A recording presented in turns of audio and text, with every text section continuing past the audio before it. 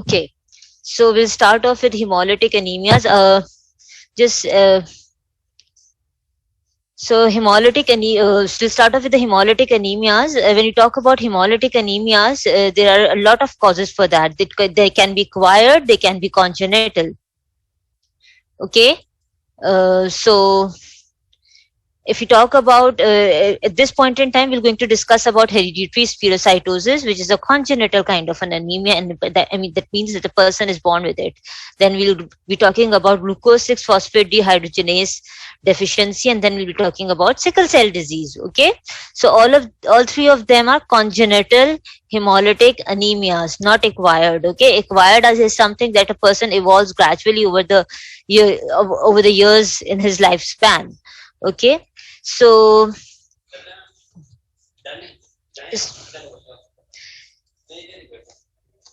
hemolytic. So when we talk about hemolytic anemias, we first should be known full of the fact that what hemolysis is. So hemolysis means a shortened red cell lifespan. The normal lifespan of red blood cell is 120 days.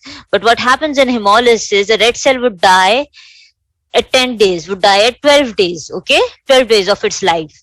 So this is there's a shortened red cell lifespan. Okay, so so when a red cell dies prematurely, what does your body do to adapt to it? We all know that the bone marrow is the site where all the red cells are being formed. So definitely, when the cell is dying prematurely, body needs to compensate for that. So the bone marrow would start to function more vigorously, and it will start to make more red blood cells. So there will be compensatory increase in erythropoiesis. Okay, and what happens next when there will be compensatory? The body will try to compensate for that anemia, for that red cell loss. Sometimes what happens that the rate of the compensation, it is low. I mean, sometimes what happens is the destruction of the red cells, it outpower the rate of compensation. यानी कि destruction इतनी ज्यादा बढ़ जाती है कि compensation भी उसको पूरा नहीं कर पा रहा होता है. तो फिर क्या होता है कि हिमोलिटिक अनीमिया हो जाता है. At first, initially, the bone marrow is trying to compensate, and for that premature for the destruction, for those destroyed red cells. Okay, but there comes a time when even the bone marrow gets exhausted, and then the person will have anemia. Will start falling his hemoglobin. He'll start dropping his hemoglobin. So what happened as a result of a destruction of red cell? Obviously, when the red cell dies, okay, we all know that the red cell is a home to hemoglobin. Hemoglobin resides within the red cell, and hemoglobin is made up of two things. It's heme and it's globin. So when the heme gets destroyed, what is produced? Unconjugated, bilirubin is produced. So bilirubin would be the product, or it would be the end product of the heme part of the hemoglobin. So bilirubin will be produced. So this is the cycle. See, this is a red cell. Okay, so red cell is being destroyed. We all know that in red cell, hemoglobin is present. So the globin will going to be, the globin part is the protein part. That protein part will that will be utilized in doing all the rest of the function. Okay, but what about the heme part? We know that the heme part is the amalgamation. Heme is the amalgamation of ferrous, of iron and protoporphyrin. Okay, so the iron gets utilized again, but what about the protoporphyrin? The protoporphyrin part will be converted into unconjugated bilirubin. Now, unconjugated bilirubin has two fates. A portion of it, it has a fate that in which we all know that unconjugated bilirubin or the indirect bilirubin is water insoluble. Okay, it comes into the blood, binds with the albumin, and then there is a very efficient system of conjugation. So in liver, which happens in liver, so that unconjugated bilirubin will conjugate in the liver under the influence of the enzyme UDP glucuronyl transferase. That conjugated bilirubin would now can be converted. What you call the other name of conjugated bilirubin is direct bilirubin, and we call it direct because it can be directly excreted out in the urine. So the conjugated bilirubin will be excreted out in the urine, okay?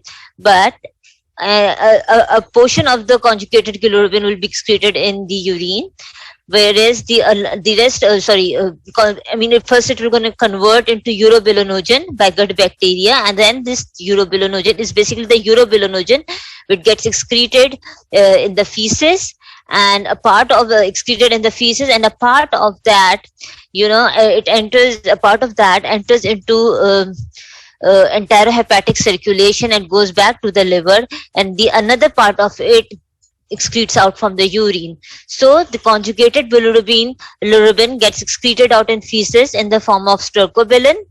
It can get excreted out from the kidney as urobilin, okay, and a part of it will be sent back to the liver for the repeated enterohepatic circulation. So this is the crux. When the red blood cell destroys, what happens? A portion of that heme breaks down into bilirubin, and the bilirubin that then gets conjugated. This conjugated bilirubin then is converted by the gut bacteria into urobilin. Urobilinogen is then converted into stercobilin and is passed out in feces. Well, a portion of the urobilinogen gets excreted in the kidney, and another portion of the urobilin enters in via the enterohepatic circulation and goes back to the liver. So this is the fate of the fate of the destroyed red cell. Now, what happens when the red cell is destroyed prematurely, that is before 120 days? Whenever there is increased there are two consequences. A consequence of the increased red cell destruction, and then there is another consequence which is due to increased red cell production, which happens as a part of a compensation in your body.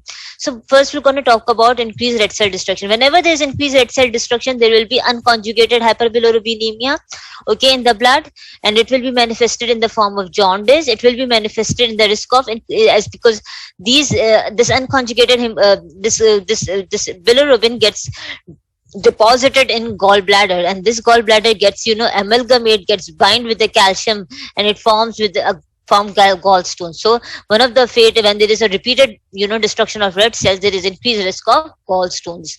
Then there's another fate is when you get the urine and the fecal examination done, it will show increased levels of urobilinogen, which is signifying that there is increased red cell destruction going on. And we have discussed how does it happen.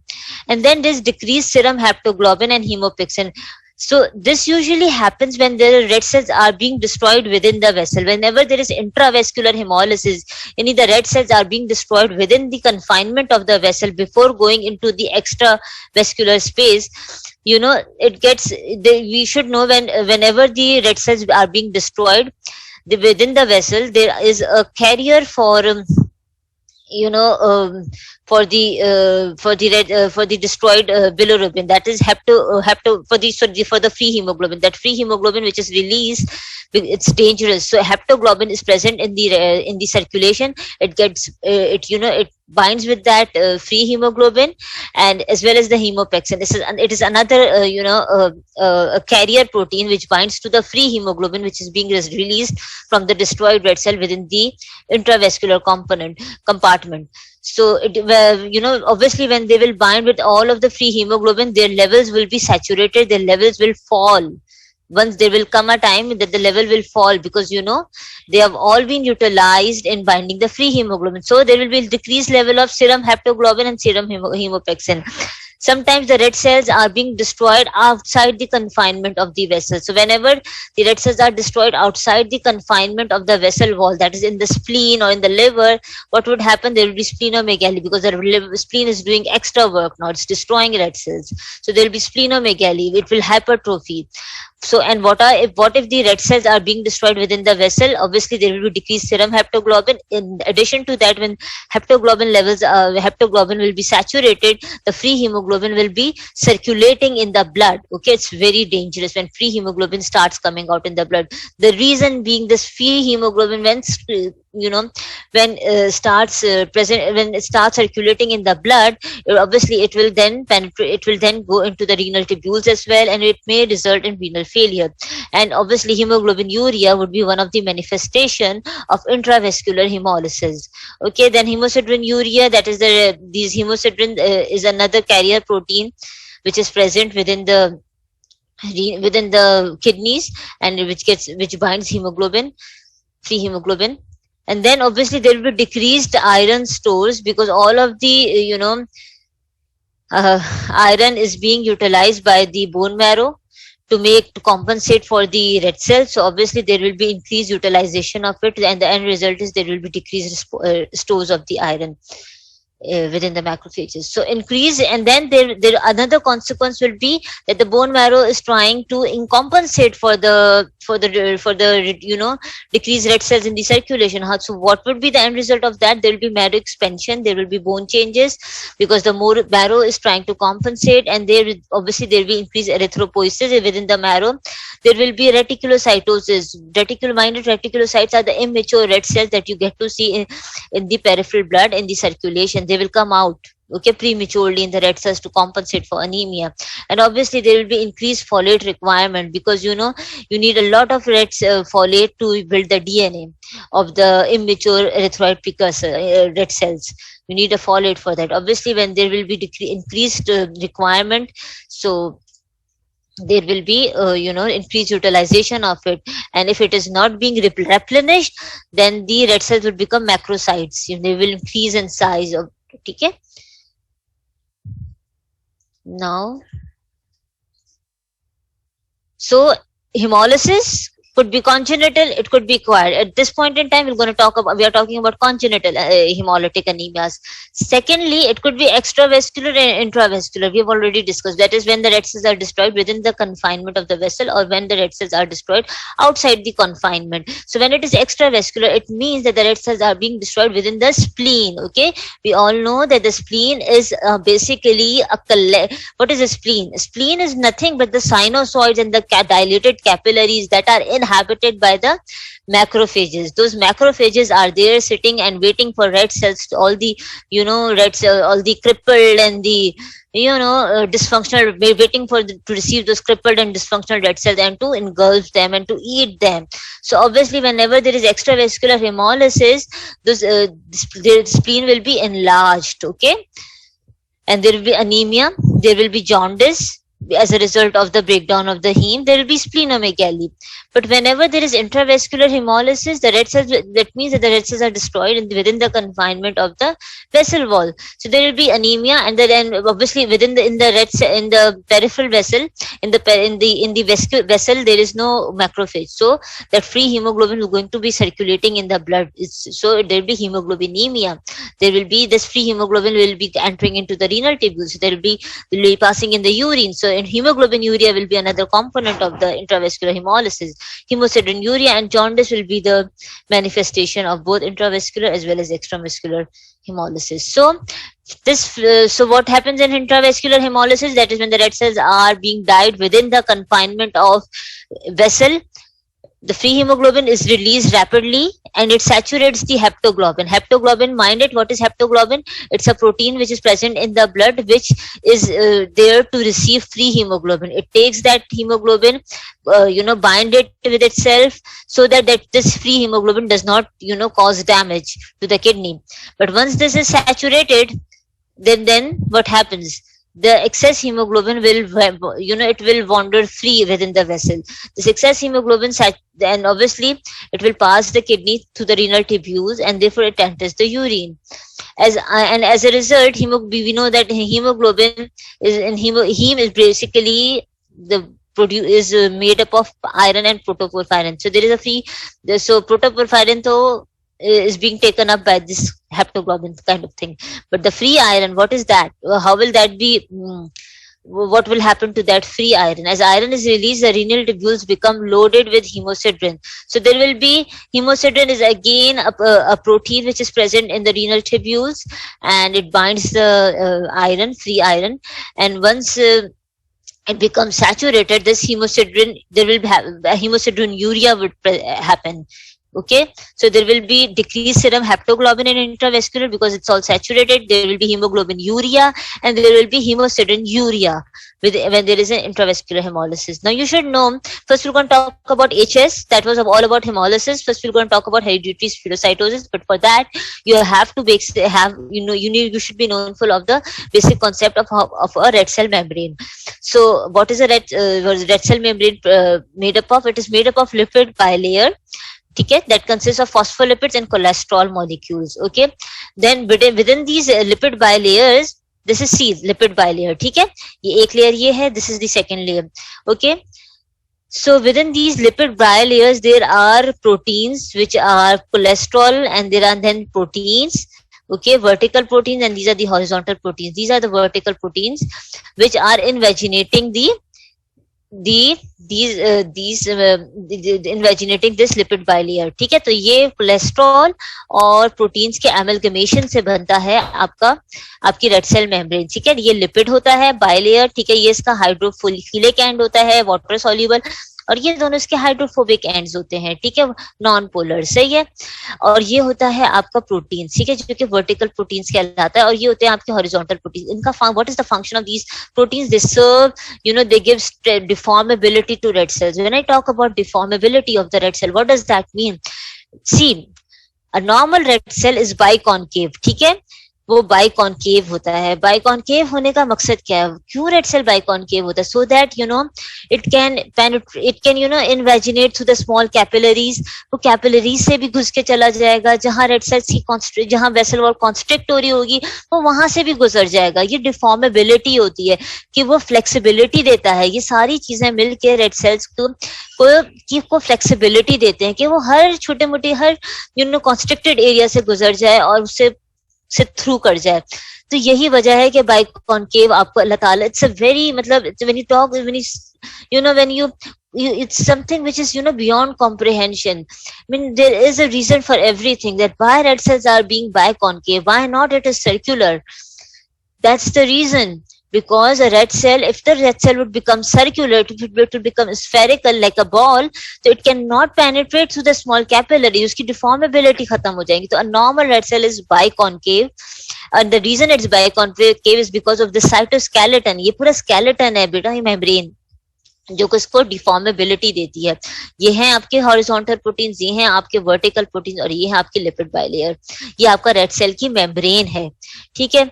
So the red cell membrane consists of many integral proteins span the membrane and provide, और ये channels बना दिए. जो proteins होते हैं इससे transmit हो रहे होते हैं. आपके एनायोनिक एक्सचेंज जो होता है वो बेसिकली इन्हीं चैनल्स के थ्रू होता है, प्रोटीन चैनल्स के.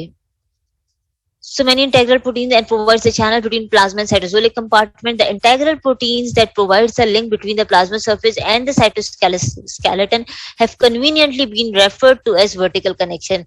ये basically microtubules के बीच साथ और एक connection बनाते हैं और आपके red cell की membrane को strengthen up करते हैं. तो this is the normal biconcave. ठीक है बेटा, यहाँ से भी कॉन्स्ट्रिक्टेड होता है, यहाँ से भी, ये नॉर्मल होता है. What happens in hereditary spherocytosis, इसकी बाइकॉनकेविटी खत्म हो जाती है. ठीक है, इट बिकम्स समवॉट स्फेरिकल, थोड़ा सा ऐसा होने लगता है.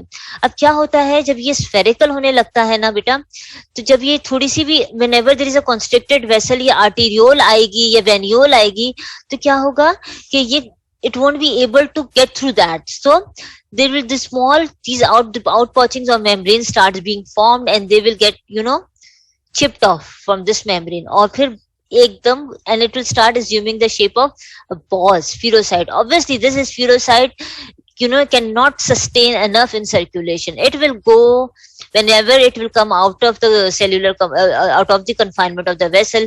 Macrophages are there waiting for them because it's a dysfunctional red cell. Your body doesn't need this spherocyte. It will go on the macrophages which are present. Macrophage क्या होता है? एक macro कहते हैं बड़ा, और फेज कहते हैं ईट खाने वाला. तो एक बड़ा सा मोनोसाइट को आप बड़ा कर दें, monocyte. So it's a macrophage which is there sitting to phage it, okay, phagocytose it. वो उसे खा लेगा. So this is what happens. The biconcavity is lost, and why this biconcavity is lost in hereditary spherocytosis? It's basically it happens due to certain mutations, and we're going to talk about it.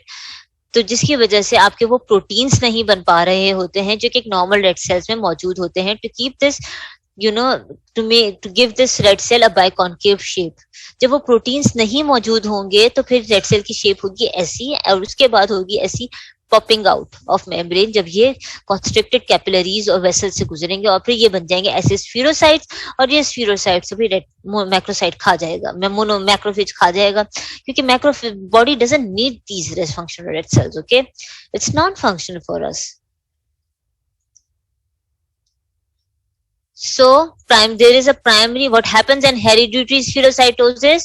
This primary membrane skeletal defect, there will be decreased membrane stability, there will be membrane loss in the form of chipping out of red cell membrane, and there will decrease surface to volume ratio. क्या होगा कि volume जो कि आपका पहले बहुत ही कम था, मतलब एक छोटी सी जगह में स्क्वीज हो जाता था बिकॉज ऑफ बाइकॉन्केव, अब वो वॉल्यूम आपका बढ़ जाएगा, स्फेरिकल हो जाएगा. ठीक है, इसकी वजह से रेड सेल आपका स्फीरोसाइट बन जाएगा और डिफॉर्मेबिलिटी कम हो जाएगी उसकी. अब now it can not squeeze, once it becomes spherocyte it can not squeeze through the venules and the capillaries, and obviously the spleen it will those they will get entrapped within the spleen. Okay, and the macrophages will gonna eat them,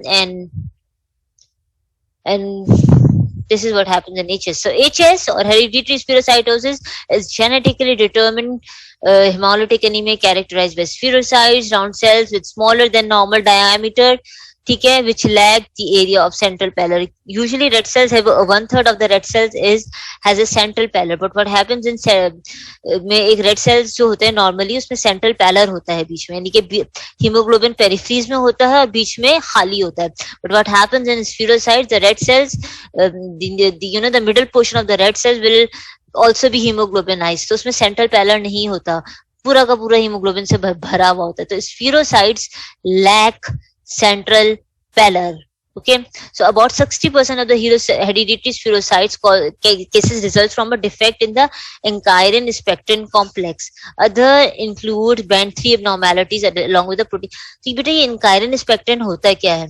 ये होता है encheirin, ये होता है spectrin. ठीक है, ये होते हैं ना प्रोटीन के हॉरिजॉन्टल चैनल्स होते हैं, ये मेम्ब्रेन होता है आपके, ये जब इनका डिफेक्ट होता है ना तो ये नहीं बनते एचएस में. जब ये नहीं बनते हैं तो ये जो लिपिड बायलेयर होती है ये बिल्कुल फ्रेजाइल हो जाती है और डिफॉर्मेबिलिटी खत्म हो जाती है. ठीक है, बाइकॉन्केव नहीं रहते, स्फेरिकल हो जाते. तो there is the defect, genetic mutation that leads to the absent spectrin और encheirin complex. That's why this is what happens in HS. Okay, ये नहीं रहता, this all goes absent.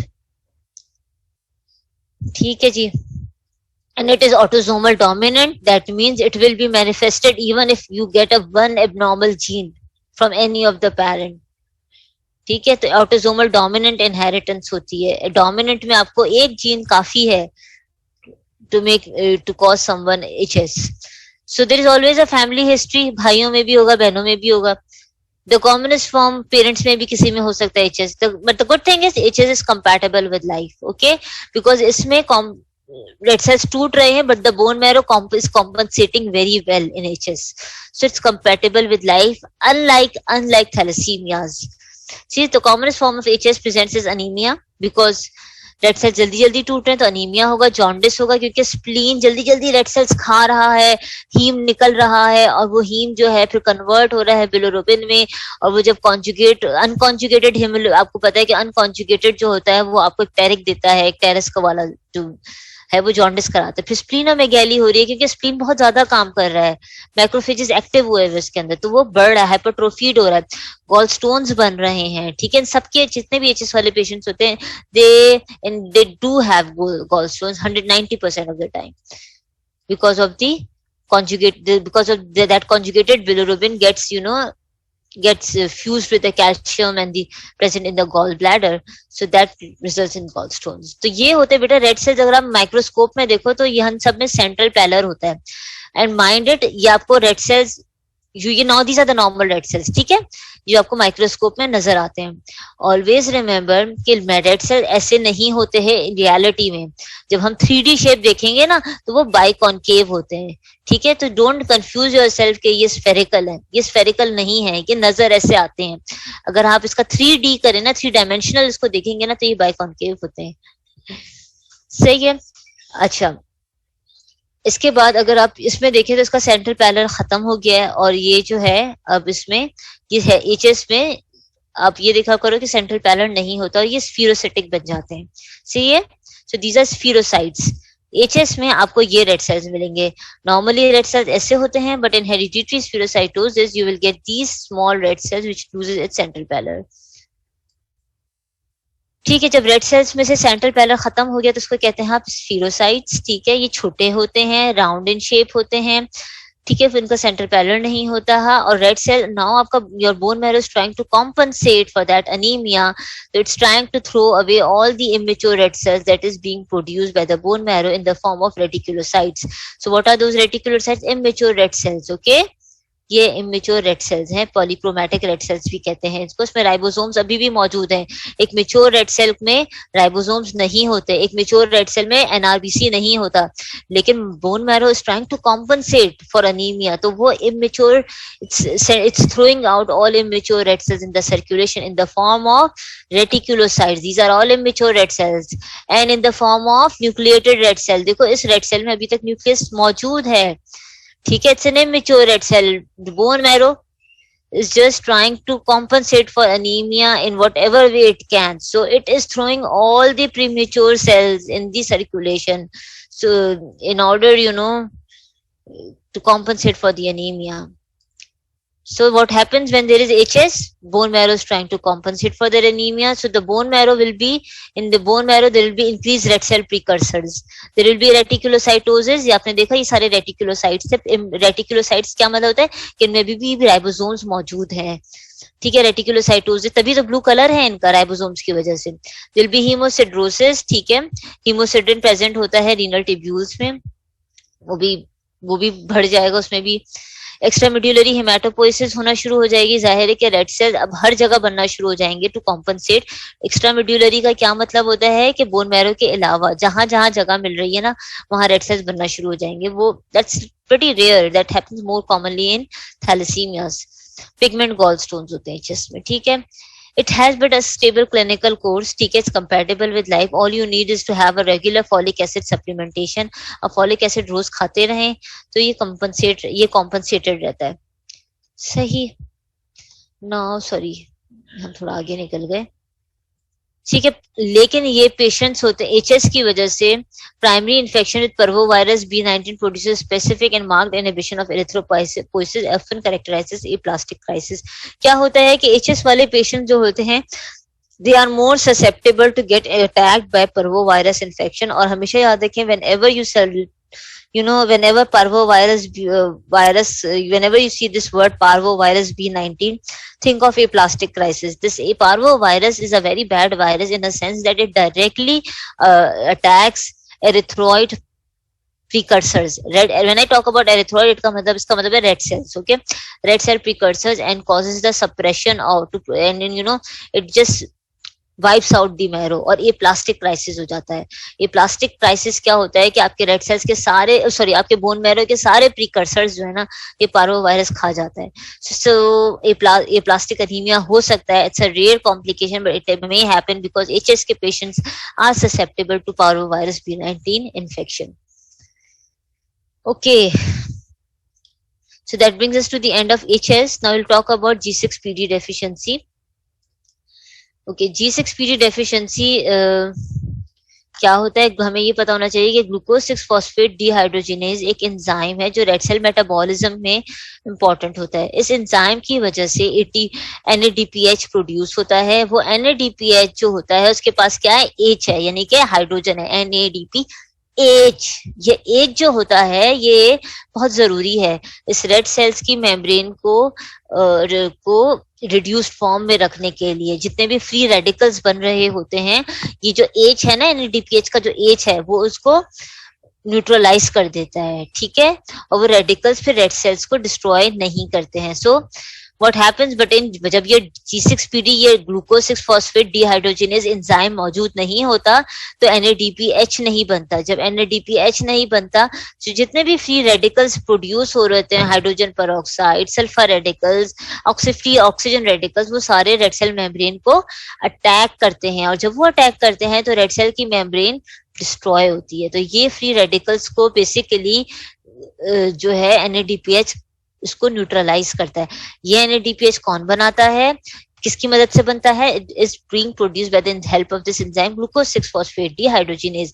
But what happens in glucose 6 phosphate dehydrogenase deficiency, जब ये नहीं होता तो NADPH नहीं बनता. और when the NADPH is not being formed, the free radicals continuously bombard the red cell membrane and the red cell gets destroyed prematurely. Okay. So abnormalities in the hexase monophosphate shunt or the glutathione metabolism. It's a difficult name, I know, but this is the name of a pathway through which NADPH is produced, which is being resulting from deficient or impaired enzyme function, reduces the ability of the red cells to protect themselves against oxidative injuries and lead to hemolysis. क्या होता है जब ये enzyme नहीं मौजूद होता in the red cell G6PD? What happen, G6PD क्या है? ग्लूकोज 6 फॉस्फेट डिहाइड्रोजिनेज एक एंजाइम है. Okay, glucose 6 phosphate dehydrogenase determines the reduction of NADP to NADPH. It is very, देखो बेटा डिहाइड्रोजिनेज का क्या मतलब है कि ये खुद जो है G6PD जो है अपना हाइड्रोजन देके NADP को NADPH में कन्वर्ट करता है, ठीक है, और डिहाइड्रोजिनेट हो जाता है खुद. फिर ये NADPH जो है आपके फ्री रेडिकल्स को वो करता है, खत्म करता है. So, अब ये NADP कहाँ से आता है? The availability of NADP is the major rate limiting step for the pentose phosphate pathway. ठीक है, ये पेंटोज फॉस्फेट पाथवे से आता है. अभी हम वो पाथवे देखते हैं क्या होता है. G6PD डेफिशिएंसी हमेशा बेटा याद रखें, it's the commonest genetically determined enzyme deficiency. Always remember it is an x linked, the pattern of inheritance is x linked. इसकी जो म्यूटेशंस मौजूद होती है ना वो एक्स क्रोमोसोम पे होती है. That means that the mail population it affects the mail population 85 और 90% ऑफ द टाइम. फीमेल्स में G6PD डेफिशिएंसी बहुत रेयरली होती है और वो उस वक्त होती है जब लायोनाइजेशन होती है. What is lyonization? के 2 एक्स होते हैं फीमेल्स में और एक एक्स तो सही होता है और दूसरे एक्स में मौजूद होगी G6PD की म्यूटेशन. तो वो अगर जो नॉर्मल एक्स है वो अगर सप्रेस हो जाए उसको कहते हैं आप लायोनाइजेशन. तो जो एक एक्स जिस पे म्यूटेटेड G6PD की जीन है वो क्या हो जाती है? वो डोमिनेंट हो जाती है. तो फीमेल्स में सिर्फ लायोनाइजेशन के फॉर्म में G6PD डेफिशिएंसी हो सकती है. Otherwise G6PD deficiency exclusively affects the male proportion, male gender. ठीक है, it's common as genetically determined enzyme deficiency in the world. और अब तो न्यूनेट, हर न्यूनेट जो है वो G6PD मेल न्यूनेट, जो male child who is born, he is being actually screen for G6PD deficiency, G6PD levels in the Western countries. It's a norm. So there are many different, mutations that may cause G6PD deficiency. तो क्या होता है बेटा? Glucose 6 phosphate dehydrogenase करता है क्या है? Glucose 6 phosphate dehydrogenase glucose 6 phosphate को 6-फॉस्फोग्लूकोनेट में कन्वर्ट करता है ये एंजाइम. जब वो इसको इसमें कन्वर्ट कर रहा होता है तो उसमें क्या करता है? इसको 2 हाइड्रोजन के मॉलिक्यूल्स मिलते हैं. वो ये हाइड्रोजन के मॉलिक्यूल्स NADP को NADPH में कन्वर्ट करने के लिए रिड्यूस रखता है. व्हाट डज ये NADPH क्या करता है?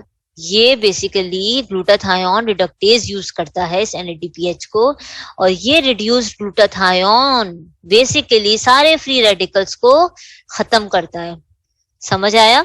So what does this enzyme do? Glucose 6 phosphate dehydrogenase, it converts this glucose 6 phosphate to 6-phosphogluconate, and during this conversion it receives 2 hydrogen molecules. This hydrogen molecules is being taken up by this NADP, oxidized NADP. So when these 2 hydrogen, अब ये now this NADPH is utilized. Now this NADPH is basically being utilized by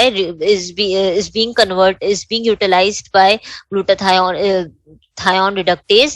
glutathione reductase क्या करता है? ये enzyme NADPH को, ठीक है, इस्तेमाल करता है, ये एंजाइम NADPH को इस्तेमाल करता है तमाम फ्री रेडिकल्स को खत्म करने के लिए।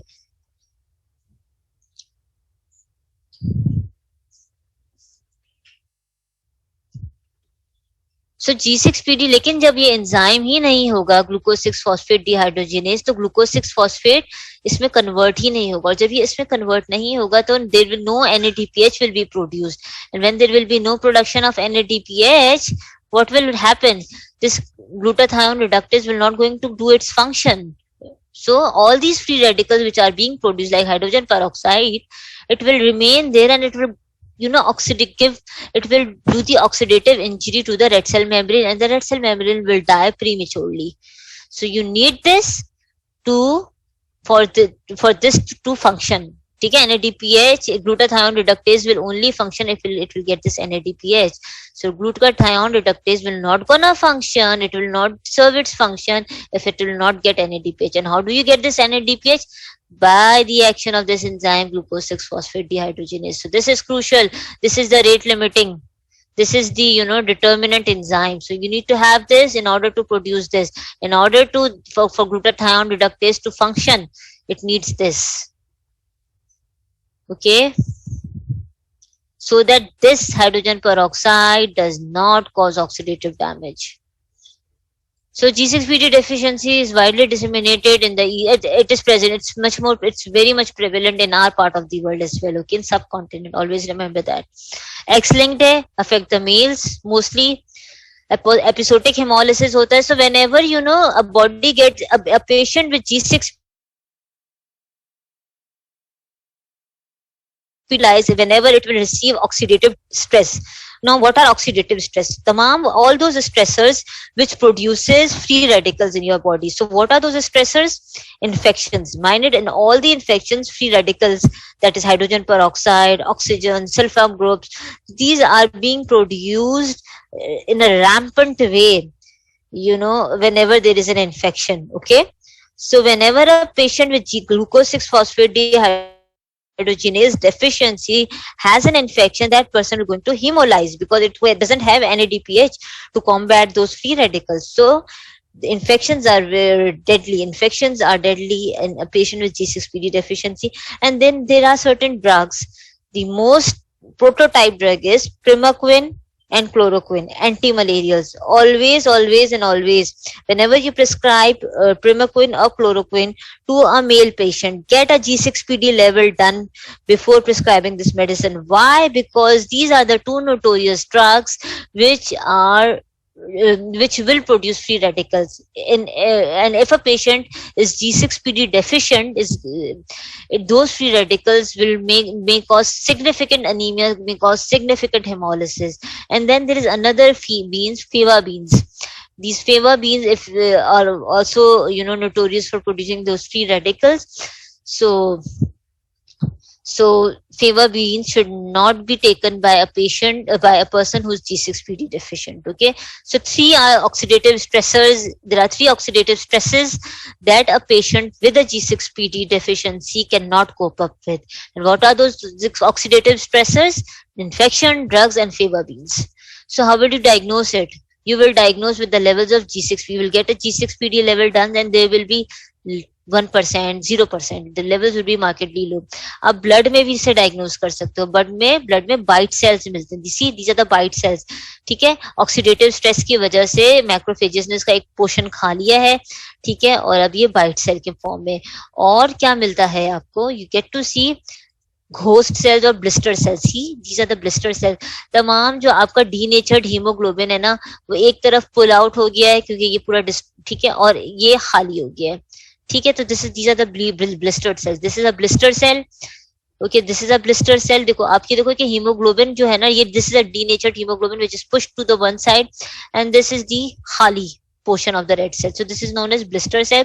ये denatured क्यों हो गया? क्योंकि ऑक्सीडेटिव स्ट्रेसर्स मिले इसको, और ये एक तरफ पुश हो गया है. So these are the ghost cells और द ब्लिस्टर सेल्स. इसको घोस्ट सेल भी कहते हैं, इसको ब्लिस्टर भी कहते हैं. This is a blister cell.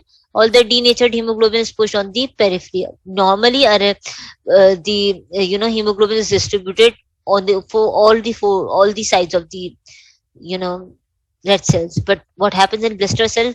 The denatured hemoglobin is pushed to one side. So this is a blister cell, this is blister cell, this is blister cell, this is blister cell, and then you get to see the bite cells. This is the bite cell. कि एक portion किसी ने macrophage ने खा लिया उसका. So sickle cell disease, now we'll talk about sickle. That brings us to the end of the G6PD deficiency. So what is the treatment of G6PD deficiency? You diagnose the patient and then don't give those oxidative stressors. Avoid give infections in a patient with G6PD deficiency, and avoid prescribing them antimalarials. Okay, that's treatment avoidance, diagnosing and avoiding. Now we'll talk about sickle cell disease. Or should not, sickle cell disease, again, it's an autosomal recessive. That is, for a disease to happen, you need two abnormal genes, one from the father, one from the mother, and then that will be present in a full form of sickle cell anemia. So it's an autosomal recessive. You need to have two abnormal genes to present it in a form of sickle cell anemia, or homozygous, what you call sickle cell anemia. So sickle cell disease is by a point mutation. So now forget about we know that hemoglobin is made up of heme and globin. So we'll talk about globin chains. Now we'll just forget about the heme part. Okay, we are done with HS. So now come to the globin part. What happens in the globin chain is basically a protein. Okay? So whenever there is a mutation, point mutation in the DNA which codes the information of beta globin chain, it may lead to sickle cell disease. वो क्या mutation होती है जिसकी वजह से normal sickle cell की gene बनना शुरू हो जाती है? वो म्यूटेशन होती है ग्लूटामेट रेसिड्यू की रिप्लेसमेंट होती है विद अ वेलाइन रेसिड्यू. यानी कि नॉर्मली ग्लूटामेट मौजूद होता है आपके डीएनए में, उस पोर्शन पे वेलाइन आके बैठ जाता है. And when the line comes into that position, an abnormal beta, the coding information becomes wrong, and the normal beta globin chain will not be produced. Rather, a patient would have sickle cell anemia or sickle cell disease. So this is what happens. So tendency, what has hemoglobin sickle does? Hemoglobin sickle has a bad tendency to stack into polymers when deoxygenated. I'm going to talk about it in an illustration in the next slide. But do remember कि जब भी sickle किसी भी red cell में sickle haemoglobin मौजूद होगा, तो it means that it will require that hemoglobin will stack into polymers with continued whenever it is deoxygenated. So with continued deoxygenation, hemoglobin S molecule assemble into long needle-like fibers within the red cells, producing a distorted sickle or holly leaf shape. Red cell distortion, hemolytic anemia, microvascular obstruction and ischemic tissue damage occurs because जब red cells का shape sickle shape बन जाता है तो deformability खत्म हो जाती है. वो जाके जो है माइक्रोवेसल्स को चोक कर देते हैं, उसको ब्लॉक कर देते हैं, और टिश्यू डैमेज और इस्कीमिक इन्फार्क्ट्स होते हैं. ठीक है. So see what happens.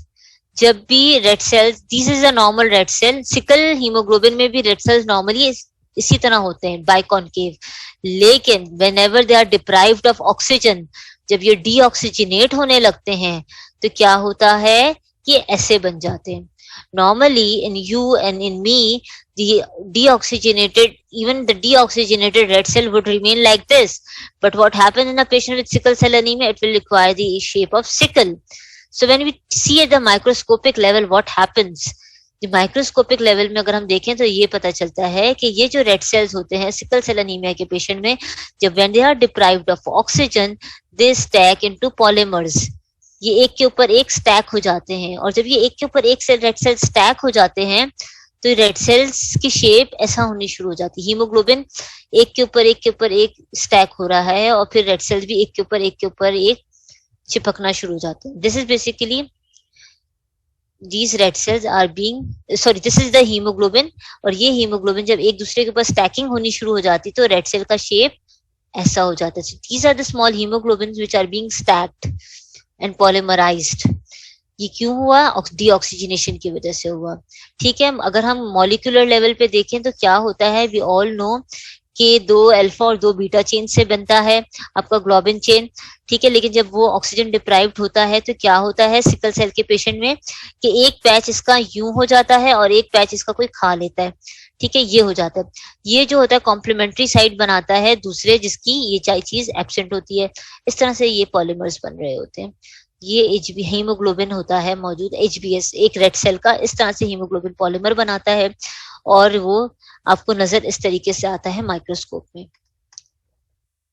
So this is a complementary, serves as a complementary site to the other bitten portion of the heme of a globin chain. So interaction of hemoglobin S with other types of hemoglobin. Okay, so what happens? What happens when you see in the blood? These are the sickle red cells. Okay, normally red cells are like this. Okay, around it's a biconcave with a central pallor. But what happens, because of the stacking of the hemoglobin into a polymer, with this complementary sites of the exposed this is the hydrophobic patch, okay, and this is the hydrophilic patch. So they just serves as a, they binds with each other and they give this shape of sickle red cells. So this is what happens, and this is what you're going to see in the peripheral blood smear under the microscope. You will get to see these spherical red cells. Now these spherical red cells, they are non-deformable. They are sticky red cells. They stick to the red cell membrane, and when the red cell becomes sticky, mind it will cause ischemic infarct. How come? आपको बताते हैं. See, these are all sticky red cells. Okay. What happens basically, let me show you the diagram for that. Yes, क्या होगा कि जो ये circulation में, ठीक है, these are the normal red cells, and these are the, जाहिर है कि red cells are trying to compensate, because these have a very shorter lifespan, so the reticulocytes are increased. These reticulocytes, if gets attached to the vessel wall, it will serve an ideal site for these sticky red cells, to make a home on that reticulocyte. अब आप देखो कि ये reticulocyte जब vessel wall से टकराता है तो इसके साथ आके सिकल सेल भी आके टकराता है. ये सिकल सेल्स जो होते हैं बेटा, ऑलवेज रिमेम्बर, ये जो सिकल रेड सेल्स होते हैं स्टिकी होते हैं बहुत. ही जाके वेसल वॉल से जब चिपकना शुरू होते हैं तो ये छोटी छोटी कैपिलरीज को ऑब्स्ट्रक्ट कर देते हैं. ठीक है, देखो अब सारे सिकल रेड सेल्स ऑब्स्ट्रक्ट हो गए. अब जो नॉर्मल 3D जो नॉर्मल बाइकॉनकेव रेड सेल था वो गुजर ही नहीं पा रहा. It's obstructing. It's now the propagation of the normal red cell is even got hindered because of the obstruction of the vessel lumen by the sickle red cell. See, तो अब क्या होगा कि आपके ऑर्गन्स को टिश्यू ऑक्सीजन नहीं मिलेगी. जब ऑक्सीजन नहीं मिलेगी तो आपको पता है कि फर्दर जो रेड सेल्स नॉर्मल थे वो फर्दर सिकल सेल्स बनना शुरू हो जाएंगे. हाइपोक्सिया की स्टेट में जब आएगा, आपके किसी ऑर्गन को नहीं मिल रही है तो जाहिर है पीएच आपकी कम हो रही है, एसिडोटिक हो रहा है, तो डिहाइड्रेशन में जा रहा है पेशेंट, और पेशेंट हाइपोक्सिक हो रहा है, तो मजीद जो रेड सेल्स नॉर्मल थे अब वो भी सिकल बन जाएंगे क्योंकि उनका हाइड्रोफोबिक पैच हीमोग्लोबिन का एक्सपोज हो जाएगा और वो पॉलीमर्स बनाएंगे. तो पूरी रेड सेल की वेसल वॉल ऑब्स्ट्रक्ट मजीद. So a vicious cycle gets started, once the vessel wall becomes obstructed by those sickle red cell. So because once it's obstructed, it and the tissue becomes hypoxic, and once the tissue becomes hypoxic, the normal red cell also starts becoming sickled. ठीक है जी. So always remember whenever you see the blood of the patient with a sickle cell anemia under the microscope, you got to see these Havel-Jolly bodies. What are Havel-Jolly bodies?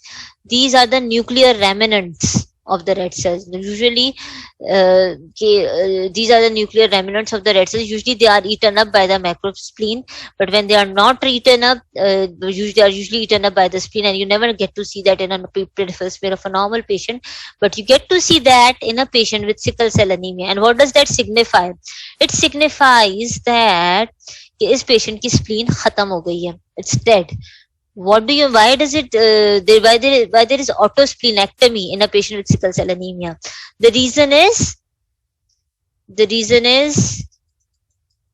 what is the reason in the chat box? Can anybody mention? This is the reason. All the splenic vessels, they get obstructed. by these sickle cells. When they get obstructed, the spleen will not receive its oxygen, the spleen will gonna die, it will infarct. और जब spleen infarct हो जाता है, खत्म हो जाता है, तो क्या होता है, एक sickle cell anemia का patient becomes vulnerable to infections. You know that the spleen is the site for macrophages, and what does macrophage do? It eats up all the encapsulated organisms like Neisseria, pneumonia, Haemophilus influenza. So such patients become patient with a sickle cell anemia usually has an autosplenectomy by the age of 10 years, and owing to that, a patient becomes susceptible to encapsulated organisms. So they should be vaccinated, every year. Such patients with sickle cell anemia should be vaccinated everywhere. So this is what you get to see in a patient who has been autosplenectomized. These are the Howell-Jolly bodies, okay? So that it shows that the patient's spleen has been totally wiped off owing to repeated infarctions. So you get to see sickle cell, and when you see the blood of this patient under the microscope, you're going to see the sickle cell bodies, sickle cells, you're going to see Howell-Jolly bodies, there'll be autosplenectomy, and obviously there'll be splenic infarction leading to autosplenectomy. So what happens, because of the repeated vaso-occlusion of a sickle cell anemia, ठीक है ना, आपने देखा ना बेटा, I've showed you this vaso-occlusion diagram again and again, okay, so just keep that in mind. So that vaso-occlusive crisis, whenever there is vaso-occlusion, obviously that the tissue will not gonna receive the oxygen owing to vaso-occlusion, so the patient will have severe pain. Always remember, the pain that happens in a patient with sickle cell anemia is so excruciating that it only gets abated by the morphine injections. They do not respond to normal NSAIDs because the pain, that hypoxic pain, that pain of infarction in joints, that is so excruciating. They need morphines most of the time, IV morphine, and that signifies that the tissue is suffering from hypoxic injury.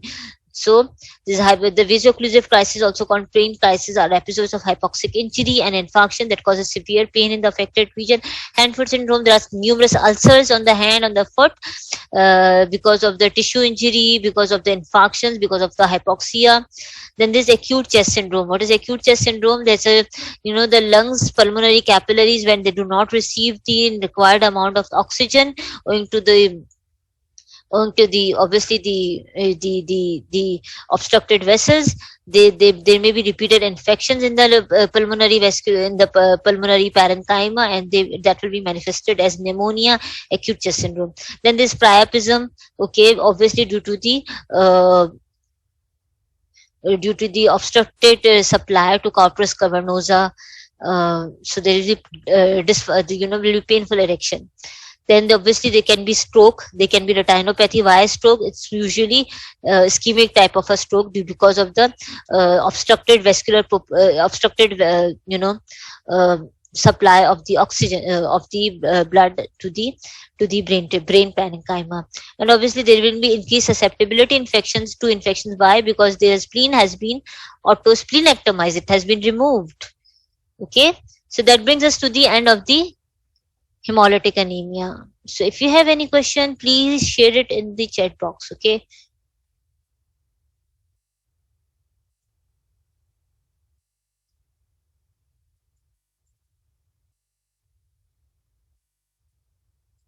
See, gallstones are being formed in HS because of the bilirubin. That bilirubin has a marked propensity to binds, you know that in HS, bilirubin is being produced at a very rampant rate because the heme is being destroyed. Okay, so the bilirubin is being released, is being formed. That bilirubin, so that bilirubin gets, and gallbladder is basically where all, you can get calcium. This is the home to calcium and phosphorus. So when that bilirubin via enterohepatic circulation enters into the liver and comes into the gallbladder, calcium and phosphorus are being present in the gallbladder already. They get, bind to that conjugated bilirubin and forms calcium bilirubinate and stones. So this is basically the reason for gallstones. Okay, the conjugation of bilirubin with the calcium and phosphorus which is present in the gallbladder. So what are Howell Jolly bodies? Can you please repeat again? अच्छा बेटा हमेशा याद रखो. Let me be, okay, let me explain to you in Urdu, because I believe that I can convey my point of view much better and in a much more understandable way when I speak in my mother tongue.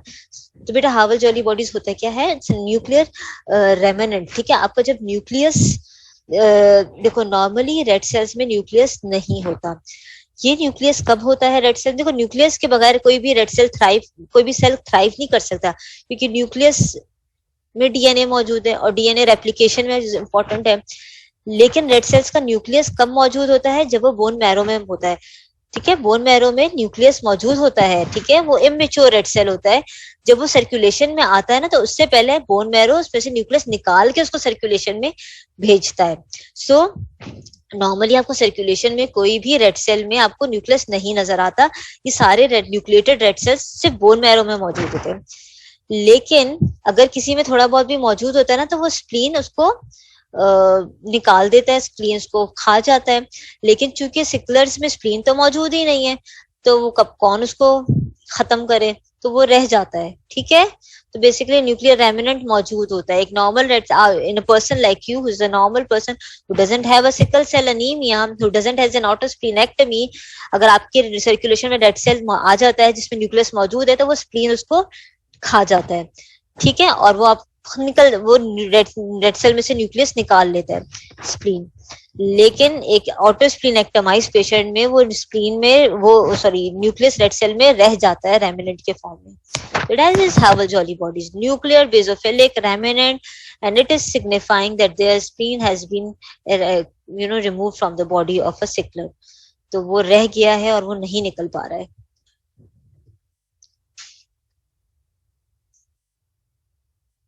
It's okay. Actually, yeah, I didn't know that. So I think I'm done with the lecture. In G6PD deficiency oxidative stress की वजह से macrophage RBC को पूरा engulf क्यों नहीं किया, bite क्यों कर रहे हैं? That's a very nice question. Oxidative stress की वजह से मैक्रोफेज आरबीसी को पूरा इनगल्फ क्यों नहीं किया, बाइट क्यों कर रहा है?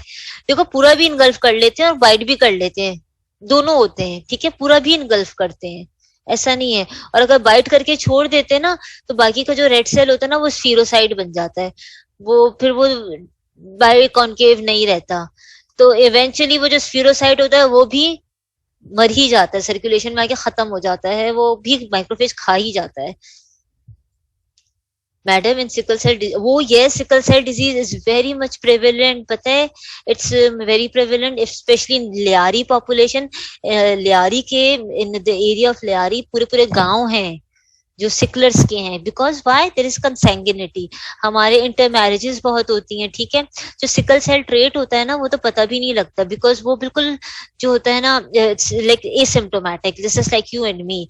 So most of the people are, they don't know that they're sickle trait. They do have sickle trait, but and when they get married in in their first degree relative, और वो भी अगर sickle trait होता है, तो obviously sickle cell disease would manifest in a dominant way in the offspring.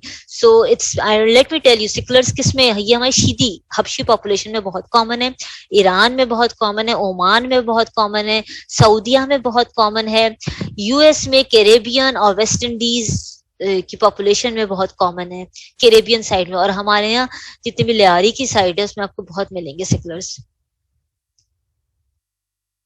Prognosis with sickle cell disease की compatible with life. ठीक है, ये है कि आपको पेन किलर्स पे रखना पड़ता है. आपको तमाम जो है ना, पेशेंट को बस क्या है, डिहाइड्रेशन से बचाना है. पेशेंट को किसी हाइपोक्सिया हो गया ना अगर इनको, तो इनके रेड सेल्स जो है वो सिकल बनना शुरू हो जाएंगे, तो हाइपोक्सिया से बचाना है. ठीक है, इनको तमाम हाइपोक्सिक ऑक्सीडेटिव स्ट्रेस से बचाना है. इनको इन्फेक्शन नहीं होने देना है. इनको कहना है कि पानी ज्यादा पीना है. ठीक है, कभी भी हाइपोक्सिया हुआ तो इनके रेड सेल सिकल बनना शुरू हो जाएंगे. तो हाइपोक्सिया की स्टेट में इनको जाने नहीं देना. Howell Jolly bodies very rarely, it doesn't. Howell Jolly bodies basically जब भी बनेंगी तो इसका मतलब ये है कि ऑटोस्प्लीनेक्टमी हो गई है. ठीक है, ज्यादातर इट्स पैथोग्नोमोनिक फॉर ऑटोस्प्लीनेक्टमी, ठीक है. Okay, so are we done with the questions or is there any more question?